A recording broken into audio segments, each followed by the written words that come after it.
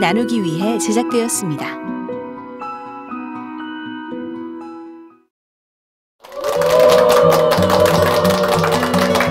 안녕하세요. 동네 전인치유선교센터 이박행입니다. 한 주간 잘 지내셨습니까?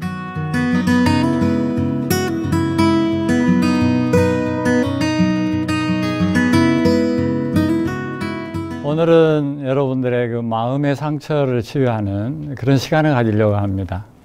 영국의 정신과 의사인 헨리 모즐리라고 하는 분은 눈물로 씻겨지지 않는 상처는 몸을 아프게 한다. 이런 좋은 말을 남겼습니다. 그 마음의 이 감정의 문제가 해결되지 않으면 몸의 질병의 증상으로 나타난다는 그런 이야기죠. 저도 이렇게 암 환자들을 오랫동안 지켜보면서 관찰을 해보니까 정말 마음과 그분이 앓고 있는 암의 질환과의 상관관계가 있다는 걸 알 수 있게 됐어요. 여러분이 잘 아시는 정신의학자 칼 융이 그런 이야기를 했어요. 마음의 상태가 몸의 증상으로 나타난다 하는 정신, 신체의 상관 이론을 주장을 한 바 있거든요. 제가 그 관점에서 한 4가지 유형으로 한번 분류를 해봤어요. 첫 번째는 억압을 하는 사람이 있어요. 자기 감정을 잘 표현 못하는 거예요. 그냥 참고 내가 지내지. 그냥 뭐 이번 한 번만 더 참아줘야지. 근데 이런 생각을 자꾸 하는 사람은요, 자기 정체성을 점점 스스로 젖먹어 들어가는 거예요. 자기 존재감이 점점 줄어드는 거예요. 그러다 보면은 많이 먹어도 배가 부르질 않아요. 계속 허전한 거예요. 그래서 결국은 뭐가 혹사하겠어요? 위가 혹사하겠죠.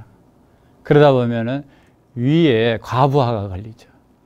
또 위에도 뇌와 같은 역할을 하는 기능이 있어요. 여기 머리에만 뇌가 있는 게 아니라 위에도 생각하고 반응하는 기능이 있다고요. 근데 이게 지나치게 계속 부담을 주는 일을 하면 여기 염증이 생기겠죠. 염증이 나중에는 또 암을 비롯한 여러 가지의 질환으로 나타나게 돼 있단 말이에요. 그러니까 자기를 억압하는 사람은 위암에 걸릴 가능성이 높다. 뭐 100%는 아니지만 그럴 가능성이 있다는 거예요. 집착하는 사람들이 있어요. 성격상. 이렇게 놓는 걸 죽는 것보다 더 힘들어하는 사람이 있어요. 그건 이제 몸속에 저희들이 배설물을 잘 배출해야 되는데 마음의 상태가 몸에 그대로 반영이 돼가지고 꼭 잡고 있어요. 꼭 잡고 있으면 이 장 안에서 어떤 상태가 되겠어요? 변비가 되겠죠. 그리고 내 몸 안에 있는 독소가 계속 쌓일 수밖에 없는 환경이 되는 거죠. 장내 환경이 좋지 않게 되죠. 여러분, 요즘에 장내 환경 많이 이야기하지 않습니까? 장내의 균총이 유익균이 있고 유해균이 있고요. 기해균이 있습니다. 근데 양쪽이 서로 균형을 맞춰야 장내 환경이 잘 유지가 됩니다. 그런데 이제 기해균은 여기 붙었다 저기 붙었다 한다 해서 기해균이에요. 그래서 내 장내 환경이 아주 쾌적하고 좋아야 유익균 쪽으로 많이 붙어서 자기가 먹고 산단 말이에요. 근데 배설을 안 해주면은 그 안에서 좋지 않은 가스가 나와서 결국은 간으로 영향을 미치게 되는 겁니다. 그래서 결국은 이 대장암을 비롯한 이런 직장암은 집착하는 성격에 있는 사람이 많이 걸리는 것 같더라 하는 것이죠. 세 번째는 성적 욕망에 예민한 사람들이 있을 수 있어요. 근데 그때 자연스럽게 분출해야 되는데 그런 분출할 수 있는 기회가 적절하지 않다. 그랬을 때는 생식기와 관련되어진 암에 노출이 되더라는 거예요. 요즘에 미국 사람들, 남자들 전립선 암 환자들이 굉장히 많습니다. 근데 우리 한국의 여성들에게는 무슨 암이 많습니까? 유방암이 많습니다. 이게 사실 우리나라의 부부 관계랄지 이런 것들이 원만하지 않다고 하는 또 다른 표현이기도 합니다. 네 번째는 지나친 뇌 사용을 하거나 심장에 우려이 있을 정도로 막 가슴이 너무 힘든 그런 상태에 뇌암이 발생될 가능성이 있다 하는 이야기입니다. 근데 저같이 산에서 그냥 암 환자하고 조용히 지내야 되는 사람이 갑자기 TV 출연하라 해가지고 이걸 준비하다 보니까 제 수준보다 지금 너무 뇌를 많이 써가지고 제가 뇌암에 걸릴지 모르겠어요. 예, 적당히 해야 되는데 이건 내가 이 TV에 나가서 이런 특강을 할 자격이 있나 그런 이제 생각도 하면서 준비를 하는데 머리에 막 쥐가 날라고 그래요. 근데 어쨌든 이 마음의 상태 또 성격, 기질과 자신이 앓고 있는 병의 상관관계를 알면 유익하겠죠. 네. 암 환자의 경우 이제 런던 암센터에서 250명을 대상으로 유방암 환자, 자궁암 환자를 분석을 했어요. 그분들이 과거에 상처가 얼마만큼 있었는지, 있었다면 어떤 상처가 있었는지를 분석을 했는데 약 43명 정도는 기계로부터 손상을 입은 사람들이었어요. 35명은 너무 가난해서 심한 노동을 계속 해야만 됐던 사람이에요. 그리고 나머지 156명은 친족을 비롯한 아주 심각한 슬픈 일을 최근에 겪었던 사람들이 유방암이나 이런 자궁암에 걸렸다는 것을 발표를 한 일이 있어요. 상처가 없는 사람은 단지 19명 뿐이었어요. 이게 스노우 박사의 암과 그 경과에서 보고되어진 가장 최초의 통계적인 연구입니다. 암과 이 심리적인 상관관계가 과연 있는 것인가 없는 것인가를 런던 암센터에서 최초로 발표한 논문이기 때문에 그 의미가 있는 거죠. 로렌스 레시안 박사는 그의 살기 위한 싸움에서 이런 보고를 했어요. 어린 시절에 고립되고 타인에게 무시당하고 절망감을 품고 긴장된 인간관계에서 성장을 한 사람이 나중에는 결혼도 하고 그런 대로 이렇게 생활을 하는 것 같더니 성인 중기 때 조금 어려운 일을 다시 당하게 되면 어렸을 때의 상처로 인해서 그 마음에 그것을 수용을 못하고 결국은 암에 걸릴 가능성이 크더라. 이런 이야기를 그 책에서 했어요. 사실은 그의 마음속에 절망감이 있고 근심과 분노, 적개감 뭐 이런 것이 있는데 그걸 잘 표현할 길이 없는 거예요. 그래서 그것을 쌓아두고 있다 보니까 결국은 기가 막힌 거죠. 내 몸에 순환이 안 되는 거죠. 그래서 몸 한 구석에 가장 약한 곳에 자기의 또 기질과 관련해서 또 한 구석에 암이 하나하나 발생되면서 그 암이 점점 자리를 이제 잡아가는 거죠. 마음과 건강의 관계를 가장 정확하게 이해할 수 있는 건 피해 응고 상태를 확인해 보면 정확하겠죠. 그래서 1951년 미국 애틀랜타시에서 미 의사협회 발표가 있었어요.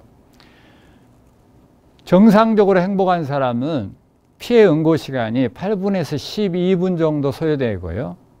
염려가 있는 사람은 4분에서 5분. 매우 불안해하는 사람은 1분에서 3분이에요. 1분에서 3분. 계속 불안해하고 긴장하고 두려움 가운데 있으면 계속 응고가 돼 있겠죠. 피가 응고되어 있으면 백혈구나 면역 활동이 제대로 이루어질 수 있겠어요? 안 되잖아요. 그렇기 때문에 암 환자들에게 당신이 왜 안 걸렸습니까? 물어봤을 때 이구동성하는 말이 뭔지 아세요? 스트레스인 것 같습니다. 그 말해요. 그게 그냥 짐작이나 그냥 심정을 표현한 것이 아니라 실제로 마음의 그 긴장과 아픔과 상처가 질병으로 나타난다고 하는 것을 우리는 확인할 수가 있어요. 그걸 해결할 수 있는 방법이 뭐냐? 가장 쉽게 할 수 있는 게, 여러분도 지금도 할 수 있는 거예요. 털어놓기. 누군가 믿을 만한 사람에게, 또 친구에게, 또는 신앙의 선배에게, 또 목사님에게 자신의 이 마음에 있는 걸 표현하는 것만으로도 굉장히 큰 효과가 있다는 거예요. 이거 마치 끓는 주전자가 막 부글부글 하잖아요. 그러면 뭐죠? 뚜껑이, 그걸 보고 전기기관차를 개발했잖아요. 그런데 프로이드라고 하는 학자는 털어놓기를 하면 이 끓는 주전자의 뚜껑을 열어놓는 효과하고 똑같다는 거예요. 사람이 막 너무 부글부글 끓어오를 때 우리 하는 표현이 있죠. 뭐가 열린다 그러죠? 뚜껑이 열린다. 내가 어떤 어느 정도 수용할 수 있는 감정 이상의 상태를 표현하는 건데 그걸 열어줘야 되죠. 안 열어주면은 폭발해버리죠. 시한폭탄이 돼요. 그래서 그걸 표현을 해야 되는데 어떤 식으로 표현하느냐? 털어놓기를 하는 게 좋다. 털어놓기를 하면 털어놓기 하기 전과 후에 백혈구 상태, T임파구, 면역 기능을 측정을 해봤더니 아주 좋은 효과가 있다고 텍사스 대학의 제임스 페너베이커 박사가 주장한 바 있어요. 그러니까 털어놓기, 구역 식구들과 함께 털어놓기 하는, 친척들과도 가끔 우리가 만나서 정말 마음에 있는 이야기를 털어놓는 거죠. 데이비드 슈피겔 박사는 이 분야에 굉장히 유명한 권위자예요. 1984년부터 5년 동안 유방암 환자를 두 집단으로 나눴어요. 털어놓기를 할 수 있는 집단과 그냥 혼자 투병 생활하는 그 집단으로 이렇게 나눴어요. 털어놓기 할 수 있는 집단은 모여서 뭐 하냐? 의학 정보, 그다음에 이그러진 몸매, 예를 들어서 유방암 환자들은 그 여성의 상징이 없기 때문에 참 늘 부끄럽고 스스로 왜소하게 생각을 하잖아요. 그러니까 그런 걸 똑같은 유방암 환자들끼리 모여가지고 그런 이야기를 나누는 것만 해도 좋다는 거예요. 그리고 우리나라에도 유방암 환자 자조회가 많잖아요. 그리고 남편 흉보기, 이것도 빼뜨릴 수 없죠. 아유, 하나님께 이거 불경스러운 일 아닌가, 그런 생각하지 마세요. 남편 흉보기 정도는 하나님이 봐주셔. 그런 정도는 여러분들의 스트레스를 해소를 위해서 그래도 너도 사람인데 그 정도는 하고 살아야지, 이렇게 이해를 해 주신다니까요. 너무 하나님에 대해서도 중압감 갖지 마셔요. 자기가 감정을 표현할 수 있는 때 그걸 잘 표현하는 게 아주 중요해요. 그다음에 죽음에 대한 두려움 문제도 있죠. 그것도 표현을 하면은 두려움이 사라요. 자녀 걱정되지요. 저는 암 환자들 계속 만나면서 제일 걱정 1호가 뭐냐? 내가 죽으면 자녀는 어떻게 할 것인가? 30대, 40대 암 투병하는 분의 걱정이 뭐겠어요? 남편 걱정보다 자녀 걱정이에요. 내가 이대로 하늘나라 간다면 이 아이들은 누가 책임져 주지? 이 생각이에요. 그것을 같은 환우들끼리 또 저에게 또 필요한 모든 상황 속에서 그런 것을 표현했을 때 2배 이상 오래 살고 암 재발률도 낮아졌다고 하는 보고를 이 데이비드 슈피겔 박사가 했단 말이죠. 그렇기 때문에 우리의 이 마음은 아주 중요해요. 그래서 무릇 지킬 만한 것보다 뭘 지키라 그랬어요? 마음을 지키라. 이에서 생명이 남이니라. 할렐루야. 이 마음을 잘 지키는 것이 아주 중요하다는 말씀을 드려요. 그러면 마음은 도대체 어떤 것이냐? 그래서 태어났을 때부터 우리가 죽음에 이르기까지 마음은 계속 형성이 되어지는데 그 형성되어지는 시기마다 적절한 서로서로의 도움을 주고받으면서 이 마음을 잘 관리하는 게 여러분의 건강을 관리하는 것입니다. 근데 이 마음은 주로 어디에서 형성이 되겠어요? 이 마음은 여러분의 가족 관계에서 형성이 되죠. 이 가족은 부모와의 관계가 가장 크죠. 부모가 전인적으로 건강한 부모 밑에서 자라면 바로 이제 순기능적인 역할을 해서 긍정적인 자아상을 갖게 되죠. 근데 엮이는 가정, 특히 중독증, 알코올이랄지 일, 섹스, 도박, 화, 종교 이런 중독증에 빠져 있는 부모 밑에서 자란 아이들은 그 공허함을 채우지 못하고 다른 것으로 그것을 자존감을 잘 갖지 못해요. 부모로부터 적극적인 사랑을 받지 못하기 때문에.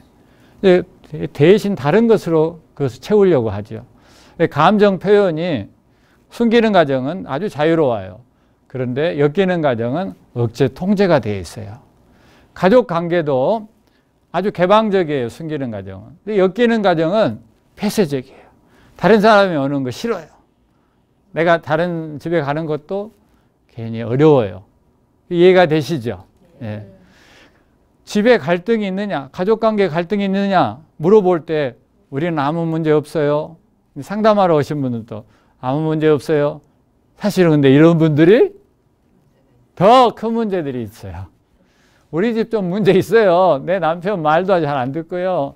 제 아내요 아주 좀 순종도 안 해요. 이렇게 표현할 수 있으면 오히려 건강한데 아무 문제 없습니다.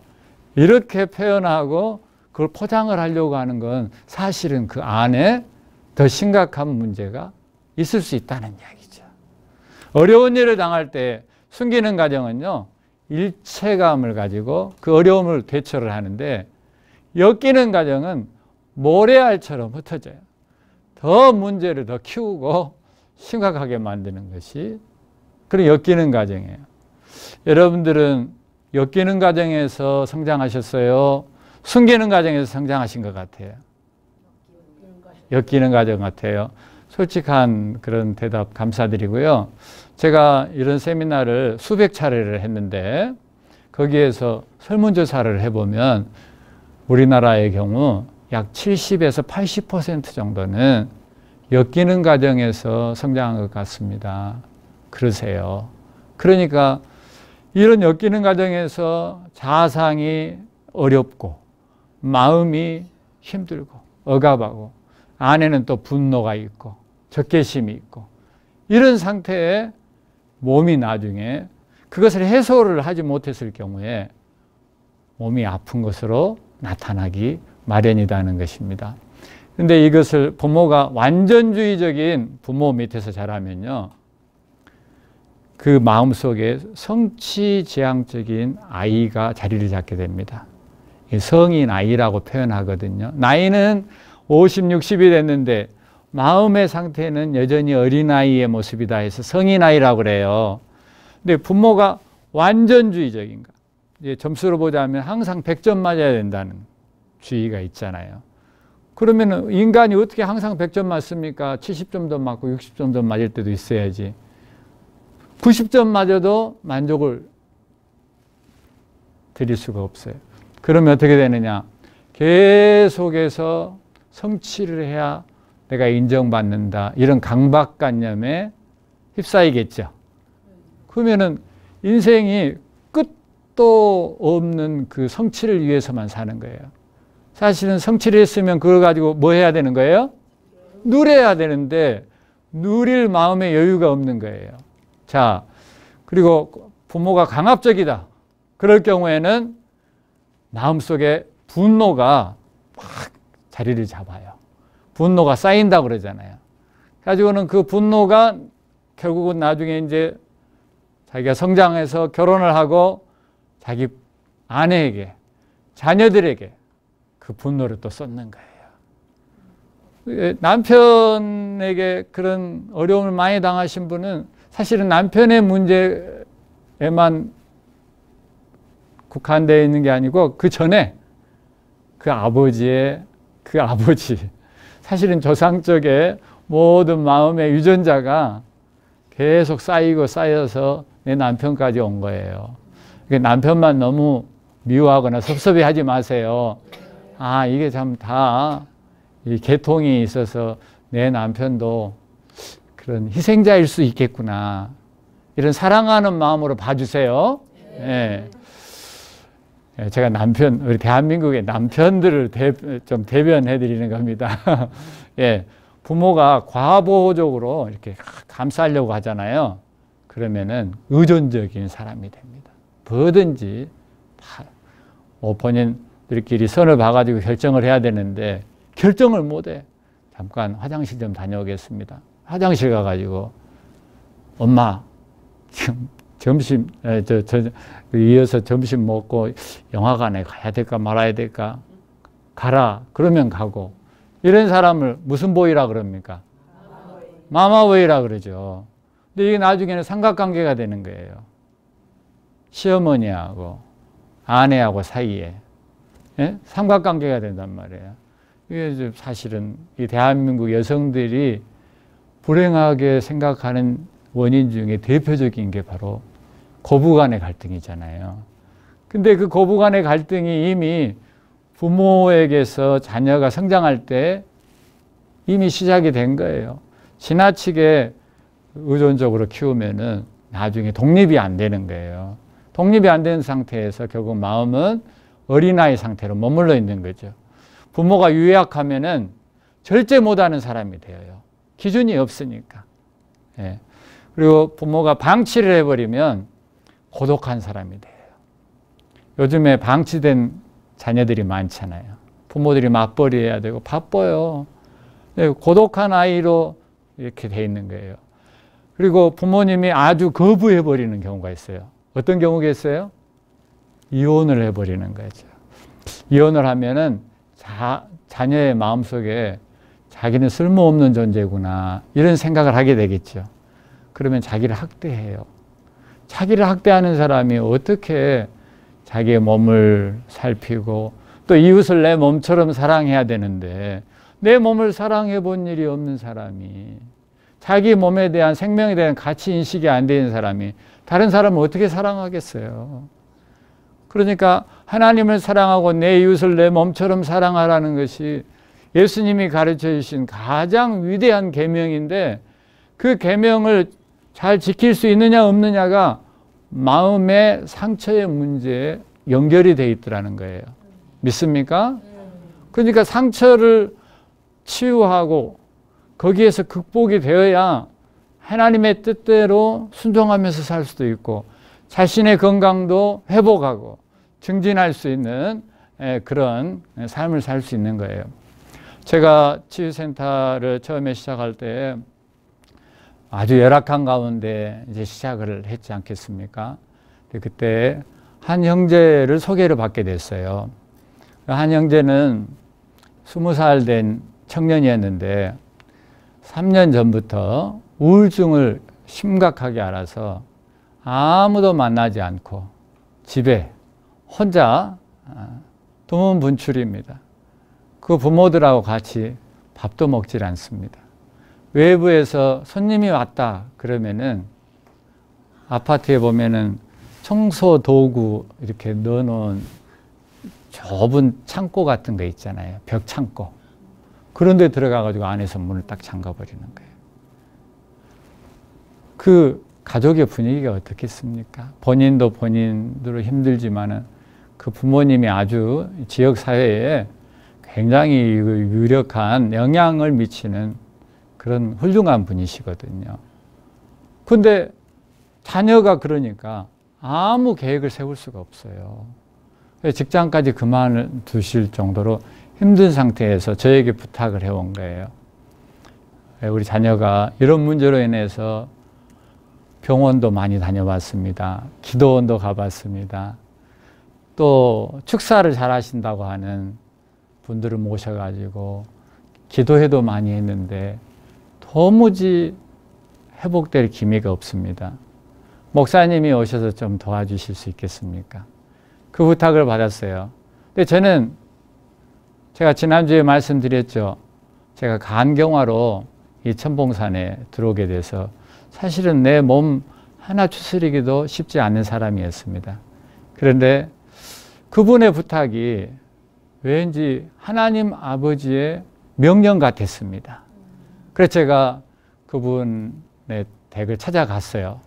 찾아가가지고 그분들과 함께 잠깐 예배를 드리고요. 그 어머니 통해서 그 형제를 만나볼 수 있도록 한번 그 방에 들어가서 주선을 해보라고 그랬어요. 한참을 기다렸는데 소식이 없어요. 얼마나 시간이 지났는데 저한테 와서 말하는 거예요. 잠깐 얼굴이라도 볼 수 있도록 허락을 겨우 맡았다고.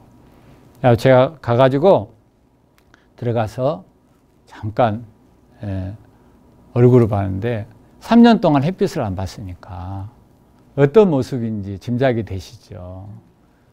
정말 백지장처럼 그런 모습이에요. 아무런 표정이 없어요. 박제 인간을 본 거하고 똑같아요.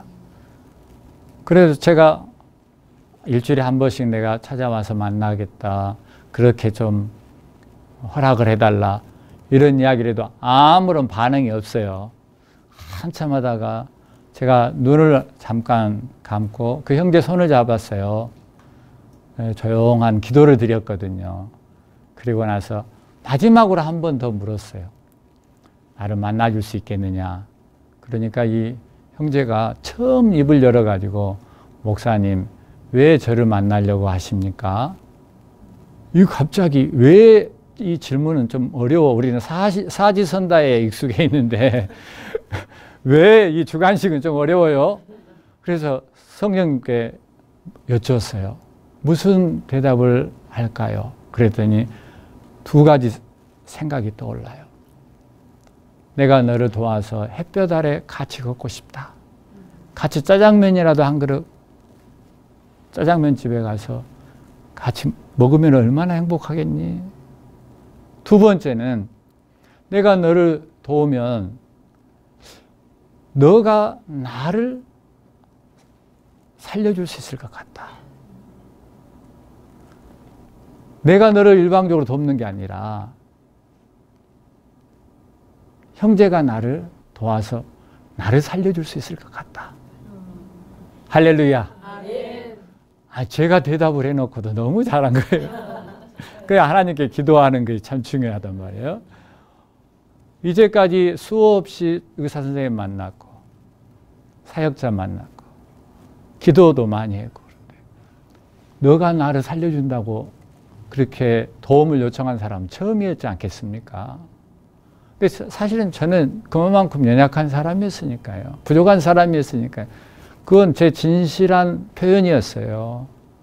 그렇게 해서 그 형제가 만나겠습니다. 그런 거예요. 할렐루야. 만남 자체가 성사된 그 자체로만으로도 저는 너무 감사했어요. 그래서 한 주간 기다렸다가 월요일이면 어김없이 찾아가고 그러는데 제가 농사를 짓다가 먼지 털고 이제 가는데 가다가 제 몸이 다 지쳐요.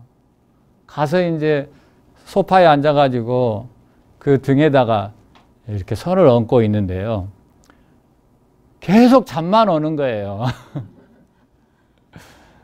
그냥 안 되겠다 해서 제가 이제 간증이랄지 에피소드랄지 좀 재밌는 이야기를 준비해서 이야기를 해줘야 되겠다.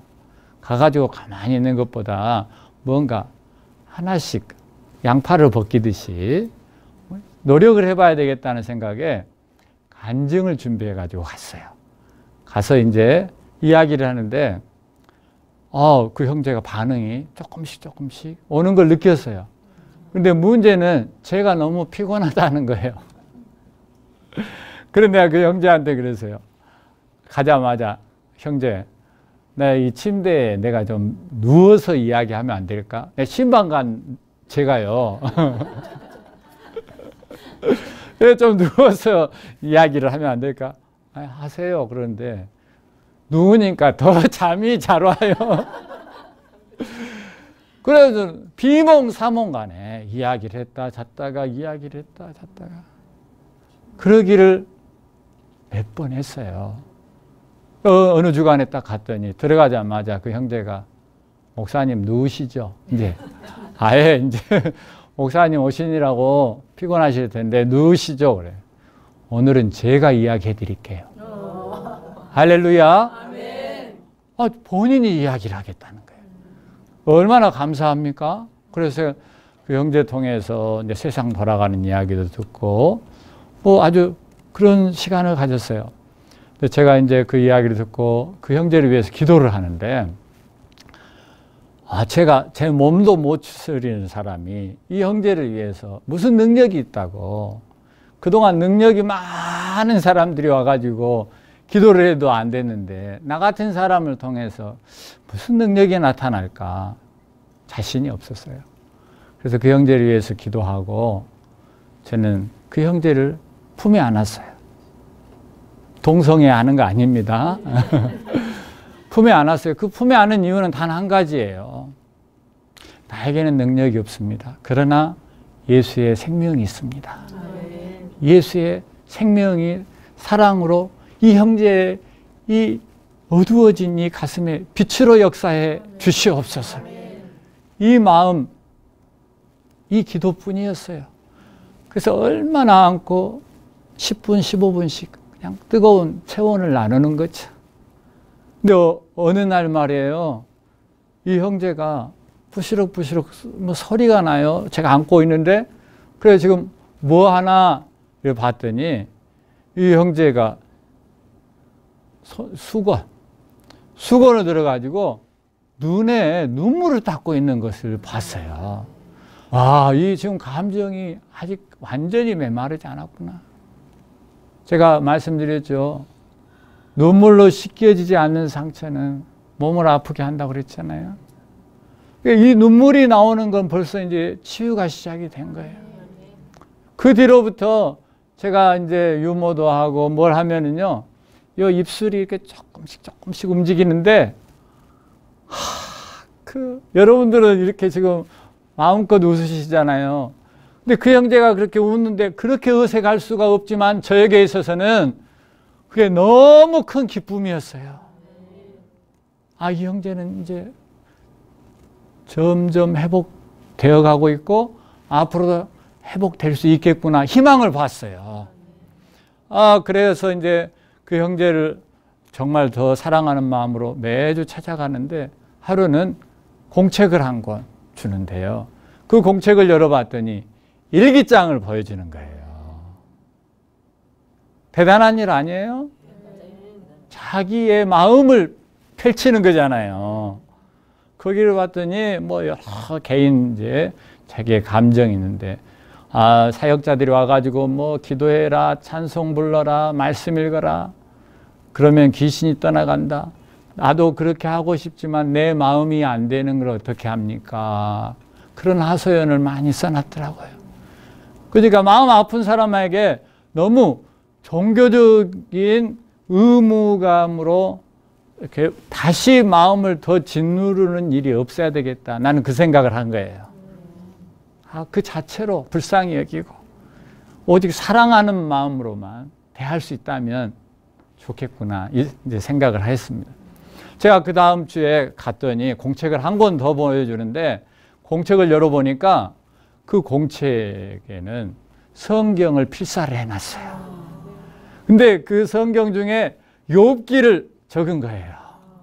그 욥기는 여러분이 아시잖아요. 눈물로 쓴 성경 아닙니까? 그리고 고난 중에 있는 성도들이 위로받는 책 아닙니까?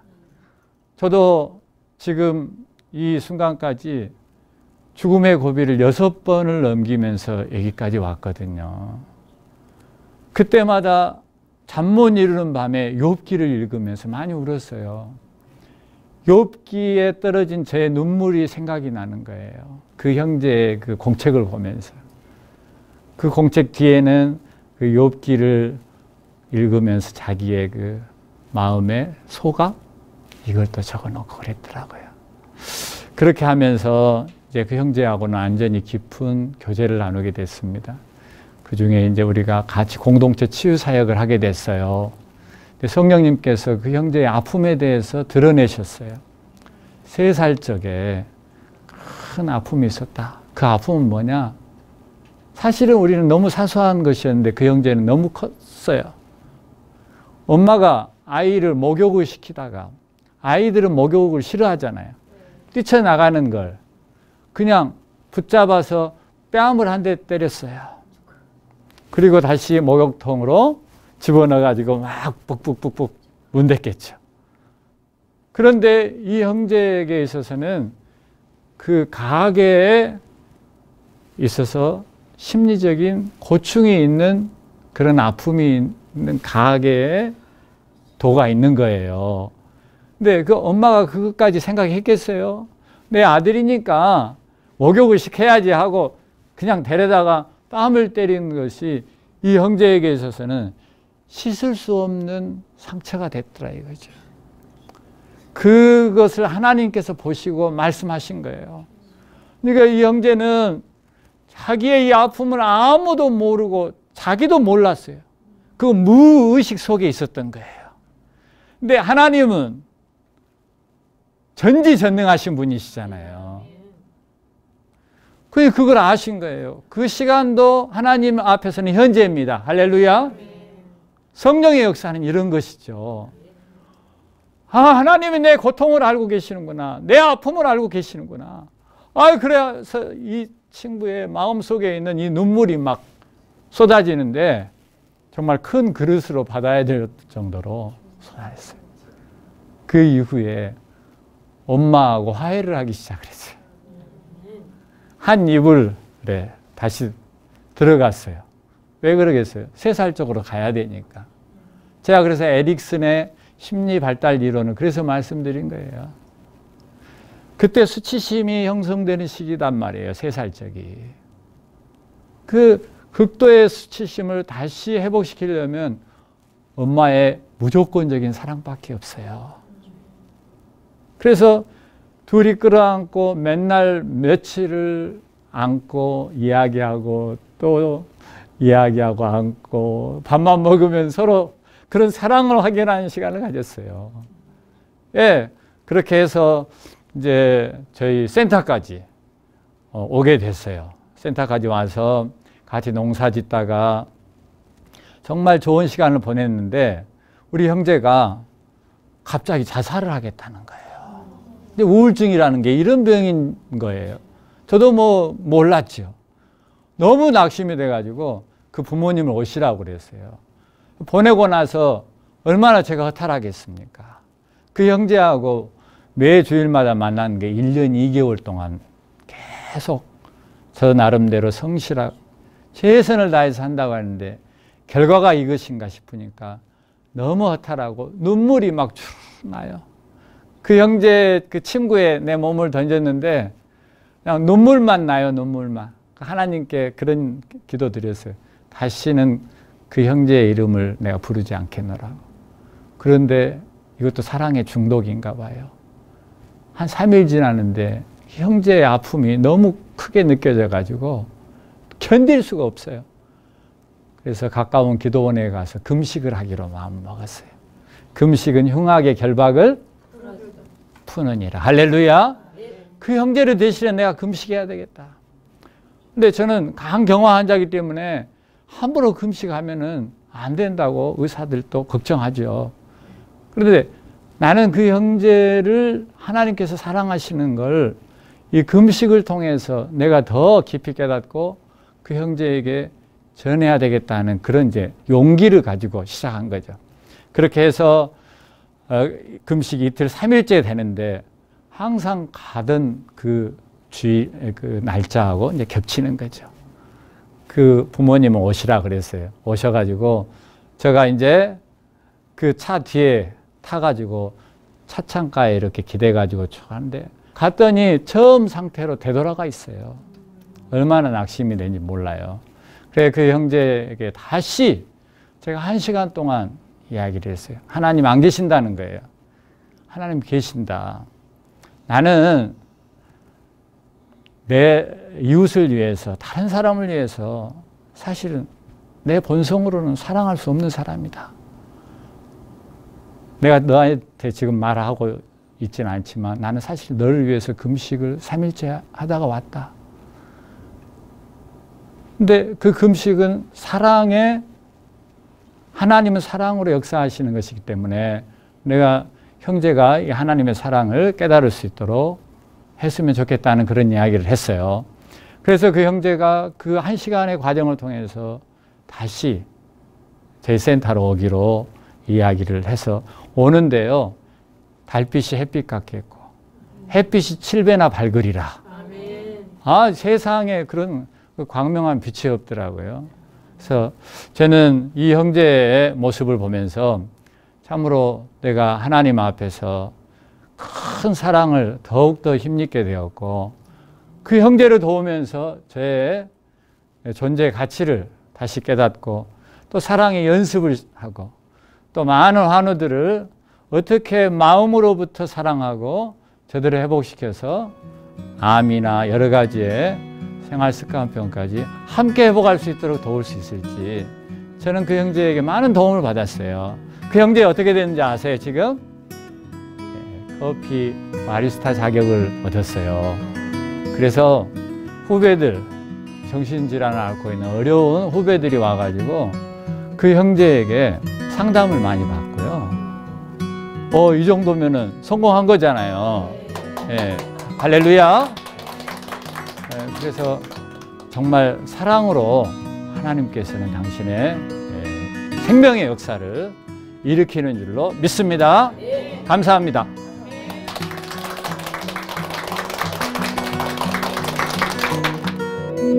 이 방송을 보시고 영상선교에 참여하실 분은 ARS 060-800-1111번을 눌러주세요.